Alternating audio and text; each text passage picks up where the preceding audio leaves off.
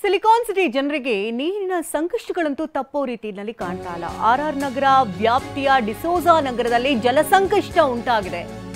ಬೆಂಗಳೂರಿನಲ್ಲಿ ನೀರಿನ ಸಮಸ್ಯೆ ಮತ್ತಷ್ಟು ಉಲ್ಬಣ ಆಗಿದೆ. ಆರ್ಆರ್ ನಗರ ವ್ಯಾಪ್ತಿಯ ಡಿಸೋಜಾ ನಗರದಲ್ಲಿ ಜಲಸಂಕಷ್ಟ, ನೀರಿಲ್ಲದೆ ಕಂಗಾಲಾಗಿದ್ದಾರೆ ಡಿಸೋಜಾ ನಗರ ನಿವಾಸಿಗಳು.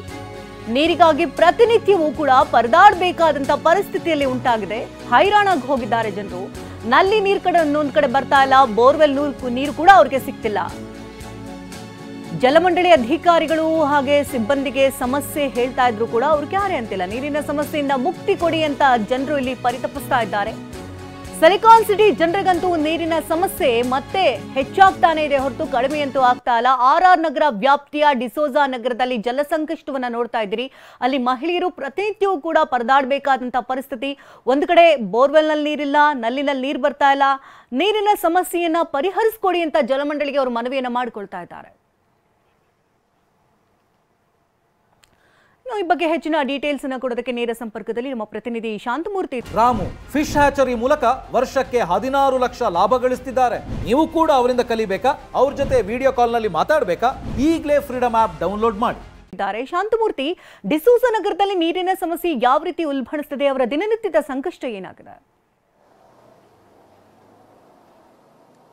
ಎಸ್ ಕುಂತಲ, ಈಗಾಗಲೇ ಏನೋ ಬೇಸಿಗೆಯ ಬಿಸಿಲು ಕೂಡ ಹೆಚ್ಚಾಗ್ತಾ ಇದೆ. ಅದರ ಜೊತೆಗೆ ಬೆಂಗಳೂರಿನ ಹಲವು ಭಾಗಗಳಲ್ಲಿ ನೀರಿನ ಸಮಸ್ಯೆ ಕೂಡ ಹೆಚ್ಚಾಗ್ತಾ ಇರುವಂಥದ್ದು. ಅದೇ ರೀತಿಯಲ್ಲಿ ಆರ್ಆರ್ ನಗರ ವಿಧಾನಸಭಾ ಕ್ಷೇತ್ರ ವ್ಯಾಪ್ತಿಯಲ್ಲಿರ್ತಕ್ಕಂಥ ಡಿಸೋಜಾ ನಗರದಲ್ಲೂ ಕೂಡ ಜನರು ನೀರಿಗಾಗಿ ಪರಿತಪಿಸುವ ಒಂದು ಸ್ಥಿತಿ ನಿರ್ಮಾಣ ಆಗಿದೆ. ನಾನೀಗ ಆ ಒಂದು ಏರಿಯಾದಲ್ಲಿ ಇದ್ದೀನಿ. ನೀವು ಗಮನಿಸ್ತಾ ಇದ್ದೀರಿ, ಈಗಾಗಲೇ ಸಾಕಷ್ಟು ನಿವಾಸಿಗಳು ಈ ಬಗ್ಗೆ ಮನವಿಯನ್ನು ಮಾಡಿದ್ರು ಕೂಡ ನೀರಿನ ಸಮಸ್ಯೆ ಬಗೆಹರಿದಿಲ್ಲ.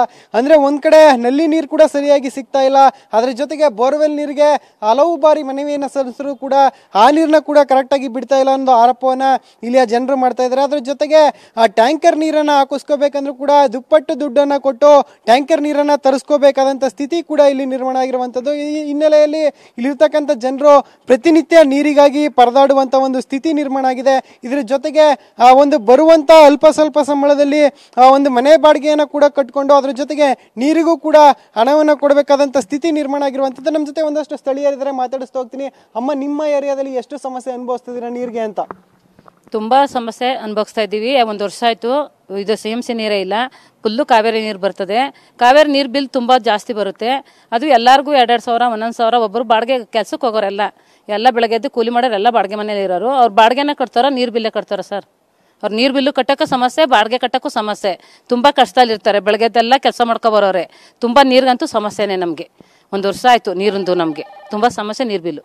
ಅಮ್ಮ, ಈಗ ನೀರಿನ ಸಮಸ್ಯೆ ಇದೆ, ಅದ್ರ ಬಗ್ಗೆ ಗಮನಕ್ಕೆ ತಂದ್ರು ಕೂಡ ಅಧಿಕಾರಿಗಳಾಗ್ಲಿ ಜನಪ್ರತಿನಿಧಿಗಳಾಗ್ಲಿ ಸ್ಪಂದಿಸ್ತಾ ಇಲ್ಲ ಅನ್ನೋ ಆರೋಪ ಮಾಡ್ತಿದ್ದೀರಾ. ಏನಿದೆ ಪರಿಸ್ಥಿತಿ ಈಗ ಇಲ್ಲಿ ಅಂತ? ಪರಿಸ್ಥಿತಿ ನೀರಿಲ್ಲ ನಮ್ಗೆ. 1 ವರ್ಷ ಆಯ್ತು. 1 ವರ್ಷದಿಂದನೂ CMC ನೀರಾಗ್ಲಿ ಬೋರ್ ಎಲ್ಲ ಡೆಡ್ ಆಗಿದೆ. ಯಾವ CMC ನೀರು ಬರ್ತಾ ಇಲ್ಲ. ಮತ್ತೆ ಕಾವೇರಿ ನೀರು ಟೈಮಿಗೆ ಸರಿಯಾಗಿ ಬರಲ್ಲ. 2 ಅವರ್ಸ್ ಕೊಡ್ತಾರೆ, ಪ್ರೆಷರ್ ಇರಲ್ಲ. ಸೊ ನಾವು ವಾಟರ್ ಸಪ್ಲೈಗೆ ಫೋನ್ ಮಾಡಿದ್ರೆ ನಾನು ಡ್ಯಾಮಲ್ಲೇ ನೀರಿಲ್ಲ ಅಂತ ರೀಸನ್ ಹೇಳ್ತಾರೆ. ನಮಗೆ ಅದೆಲ್ಲ ಗೊತ್ತಿಲ್ಲ. ನಮ್ಮ ಪ್ರತಿನಿಧಿಗಳು ಯಾರು ಗೆದ್ದಿದ್ದಾರೆ, ನಮಗೆ ನೀರಿನ ಅವಶ್ಯಕತೆ ಇದೆ, ಅವ್ರು ಅದನ್ನು ಸಾಲ್ವ್ ಮಾಡ್ಬೇಕು. ನಮಗೆ ನಾವು ಸುಮಾರು ಸರಿ ಎಲ್ಲ ಕಡೆ ಕಂಪ್ಲೇಂಟ್ ಮಾಡಿದ್ದೀವಿ. ಇಲ್ಲಿ ಯಾರು ಗಮನ ಹರಿಸಿಲ್ಲ. ಇದುವರೆಗೂ ಇಲ್ಲಿ ಯಾವ MLA ಆಗಲಿ ಯಾರೇ ಆಗಲಿ ಬಂದು ಕೇಳಿಲ್ಲ ನಮ್ಮ ಕಷ್ಟನ. ಅವ್ರು ಎಲೆಕ್ಷನ್ ಟೈಮಲ್ಲಿ ಏನು ಬರ್ತಾರೆ, ವೋಟ್ ಬೇಕು ಅಷ್ಟೇ. ಅದಾದ್ಮೇಲಿಂದ ನಾವು ಅವ್ರ ಅಪಾಯಿಂಟ್ಮೆಂಟೇ ಸಿಗಲ್ಲ ನಮಗೆ. ನಾವು ಅವ್ರನ್ನ ಮೀಟ್ ಮಾಡ್ತೀವಿ ಅಂದ್ರೂ ನಮಗೆ ಸಿಗಲ್ಲ ಅವರು. ಸೊ ಇವಾಗ ಏನು ಯಾರನ್ನ ನಾವು ಮೀಟ್ ಮಾಡಿ, ಇದಕ್ಕೆ ವೇ ಯಾರು, ನಾವು ಬ್ರಿಡ್ಜ್ ಯಾರು, ನಾವು ಯಾರ ಮೂಲಕ ಹೋಗಿ ತಲುಪಬೇಕು, ನಮ್ಮ ಕಷ್ಟ ಯಾರ ಹತ್ರ ಹೇಳ್ಕೊಬೇಕು? ನಮಗೆ ಜನಕ್ಕೆ ಮೂಲಭೂತ ಸೌಕರ್ಯ ಕೊಡೋದು ನಮ್ಮ MLA ಅವ್ರ ಜವಾಬ್ದಾರಿ. ಸೊ ಅವ್ರು ಯಾವುದಕ್ಕೂ ಸ್ಪಂದಿಸ್ತಿಲ್ಲ. ಇದಕ್ಕೆ ಸಂಬಂಧಪಟ್ಟವ್ರಿಗೆ ನೀವು ಇದು ಮಾಡಿ. ನಮಗೆ ನೀರಿನ ಸಮಸ್ಯೆ ಮೇನ್ ಪ್ರಾಬ್ಲಮ್. ಬೋರ್ ಎಲ್ಲ ಡೆಡ್ ಆಗಿದೆ, ರೀಬೋರ್ ಮಾಡಿಸಿ ಅಂತ ಹೇಳಿದೀವಿ. ಬೋರ್ ಸ್ಯಾಂಕ್ಷನ್ ಮಾಡ್ಸೋಕ್ಕಾಗಲ್ಲ ಅಂತ ಹೇಳ್ತಾರೆ. ಯಾಕೆ ಸ್ಯಾಂಕ್ಷನ್ ಮಾಡ್ಸೋಕ್ಕಾಗಲ್ಲ? ಅದು ಅವ್ರದ್ದೇ ಜವಾಬ್ದಾರಿ ಅಲ್ವಾ? ನಮ್ಗೆ ಅನುದಾನ ಕೊಡ್ತಿಲ್ಲ ಅಂತ ಹೇಳ್ತಾರೆ. ಯಾಕೆ ಅನುದಾನ ಕೊಡ್ತಿಲ್ಲ? ಅದು ಅವ್ರ ರೆಸ್ಪಾನ್ಸಿಬಿಲಿಟಿ. ಇಷ್ಟೇ ಸರ್ ನಮ್ಮ ನೀರಿನ ಸಮಸ್ಯೆ ಬಗ್ಗೆ. ಸರ್, ಈಗ ಒಂದಷ್ಟು ಜನರೇ ಸೇರಿ ಒಂದು ದುಡ್ಡನ್ನು ಹಾಕಿ ಬೋರನ್ನು ಕೂಡ ಕೊರೆಸಿದ್ರಿ. ಆ ಬೋರ್ ಕೂಡ ಈಗ ಡೆಡ್ ಆಗಿದೆ. ಎಷ್ಟು ಸಮಸ್ಯೆ ಆಗ್ತಾ ಇದೆ? ಪ್ರತಿನಿಧಿಗಳು ಸ್ಪಂದಿಸ್ತಿಲ್ವಾ ಅಂತ?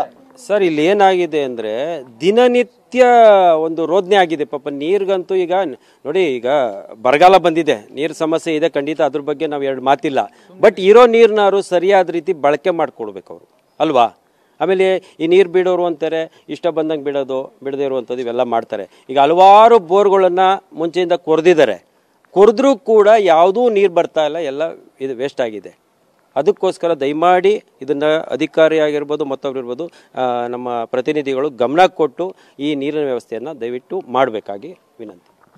ಇದಿಷ್ಟು ಇಲ್ಲಿಯ ಸ್ಥಳೀಯರು ಹೇಳ್ತಾ ಇರುವಂತ ಮಾತು. ಒಟ್ಟಿನಲ್ಲಿ ನೀರಿನ ಸಮಸ್ಯೆಗೆ ಮುಕ್ತಿಯನ್ನ ಕೊಡಿ ಅನ್ನೋ ಒಂದು ಮನವಿಯನ್ನ ಇಲ್ಲಿಯ ಜನರು ಮಾಡ್ಕೊಳ್ತಾ ಇದ್ದಾರೆ. ಶಕುಂತಲಾ, ಧನ್ಯವಾದ ಶಾಂತಮೂರ್ತಿ. ತಮ್ಮ ಲೈವ್ ಅಪ್ಡೇಟ್ಸ್ಗಾಗಿ ಸುದ್ದಿ ಮುಂದುವರಿಯುತ್ತೆ ಬ್ರೇಕ್ ಆದ್ಮೇಲೆ.